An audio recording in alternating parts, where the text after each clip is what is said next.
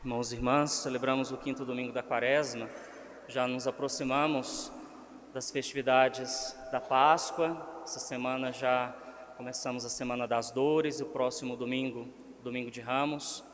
A liturgia de hoje, no Evangelho, nos mostra a consciência de Jesus diante da sua missão, para que veio, porque entregar a vida, a sua fidelidade e obediência ao Pai.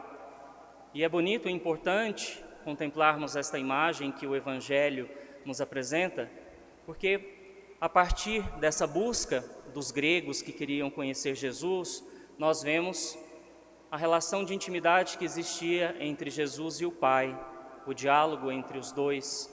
Deus também se manifesta de um modo que as pessoas que estavam ao redor podiam perceber. Aqueles gregos que procuraram ver Jesus, eles não queriam simplesmente matar a sua curiosidade. Quem é Jesus? Chegar ali e ver, não, nunca tinha visto. Não era isso que eles queriam. O fato de ver, conforme a Escritura nos traz, é o ato de se apresentar. Tinham ouvido falar de Jesus, consciência das suas ações e foram até ele, se apresentaram para também servi-lo, para também segui-lo. Isso contempla para nós a imagem de que Jesus, ele veio para todos.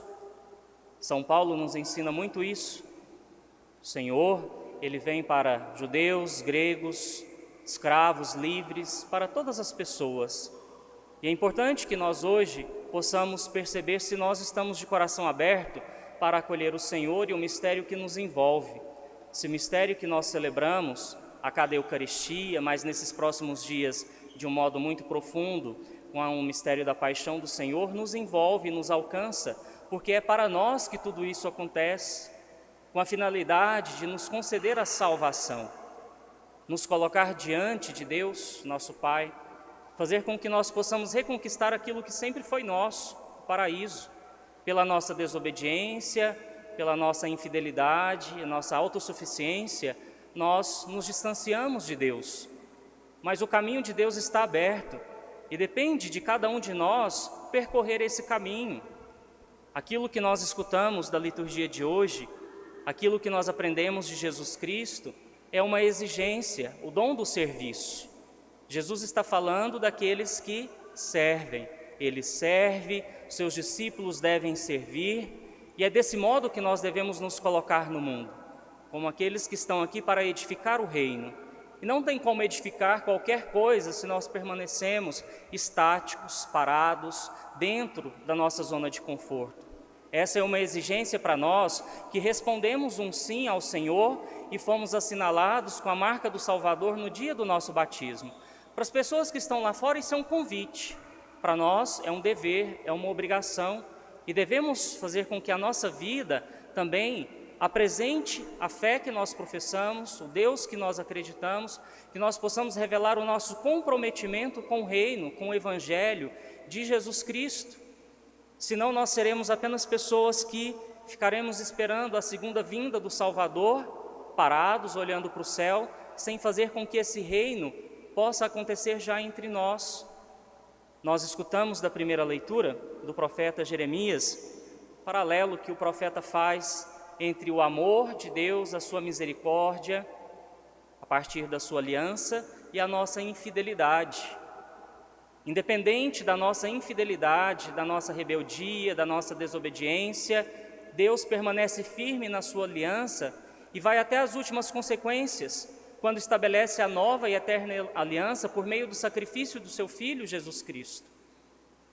E aí nós precisamos, a partir desse momento em que estamos às portas da Semana Santa, pensar se nós estamos sendo fiéis a essa eterna aliança que Deus estabelece conosco.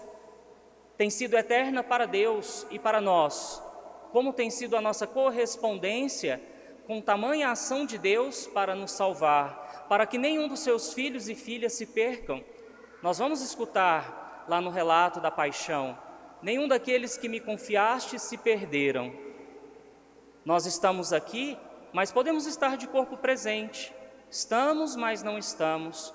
Ou somente estamos diante de Deus quando viemos à igreja, e quando estamos lá fora, vivemos de acordo com as leis do mundo, de acordo com aquelas coisas que nos separam da graça de Deus. No Evangelho, nós escutamos Jesus Cristo dizer que agora o chefe deste mundo vai ser expulso. O chefe desse mundo tem sido o pecado, o demônio, aquilo que nos separa, que nos aparta de Deus. Mas porque o nosso coração não tem batido de forma convicta por esse Deus que nos ama, que nos acolhe, por esse Deus que nos salva. Então, essa atitude de expulsar o chefe do mundo depende do nosso coração, à medida que nós diminuímos as ações más, perversas desse mundo.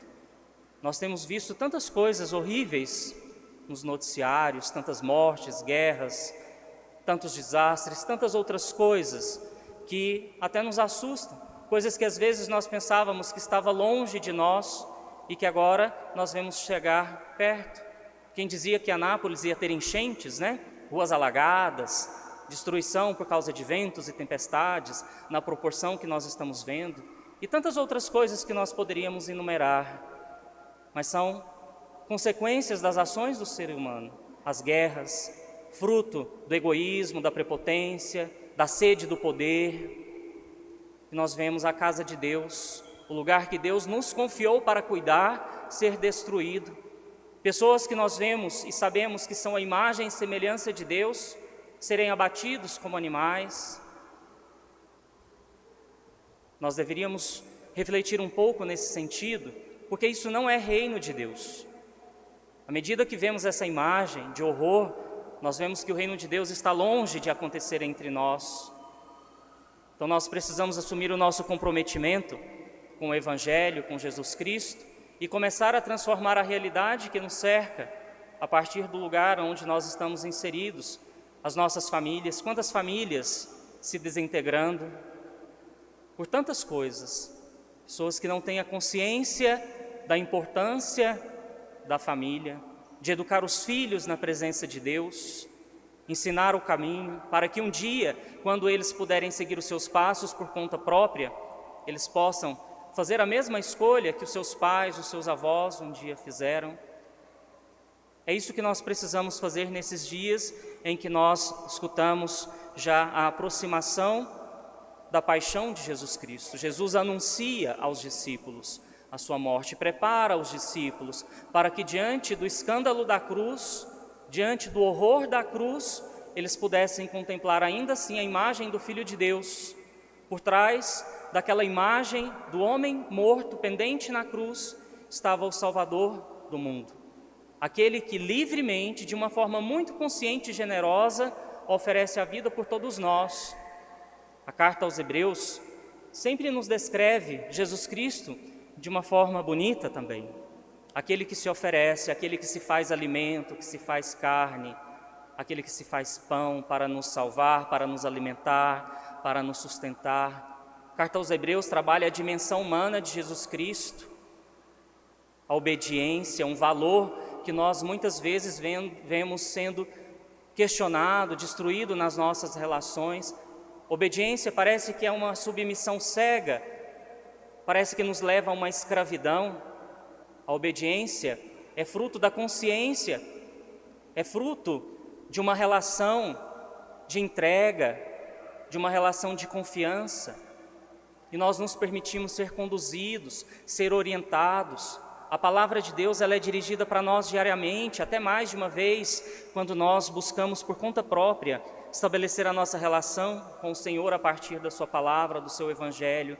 Mas o quanto nós temos sido obedientes à palavra de Jesus Cristo, aquilo que Ele nos ensina como um caminho de salvação. Então, irmãos e irmãs, que esses próximos dias sejam dias de refletirmos a nossa vida cristã, o nosso sentido de existir em Deus. Existir em Deus para o mundo, para que o mundo possa ser renovado a partir dessa aliança que nós estabelecemos com o Senhor também.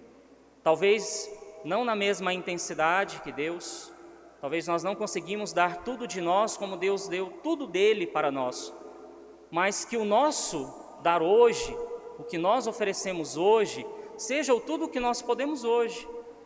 Talvez amanhã vai ser um pouco menos, mas que seja o tudo que nós demos conta no dia.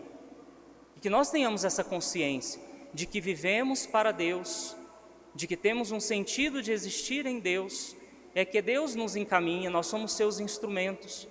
Então que o Senhor nos conduza nesse caminho e que nós possamos nos unir a Jesus Cristo no momento da sua angústia, como nós escutamos do Evangelho de hoje, mas também nos próximos dias nós possamos nos unir a Jesus por meio da sua cruz, a cruz que cada um carrega. Nós, quando nos colocamos na dinâmica do seguimento, temos que abraçar a cruz. Então que nós possamos abraçar a nossa cruz e continuarmos perseverantes e fiéis a Jesus Cristo, nosso Salvador. Louvado seja nosso Senhor Jesus Cristo. Para sempre seja